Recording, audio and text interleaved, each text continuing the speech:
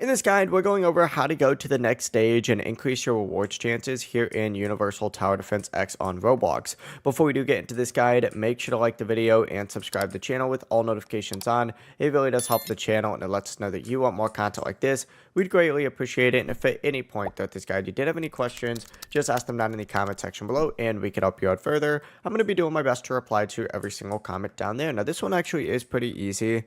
After you finish a match or a round, you need to wait for the results screen to appear. So just wait a little bit. And on that results screen, you're going to see a option to tap next stage or next. And this will move you to the next act or the next map. It's like going from act 1 all the way up to act 2.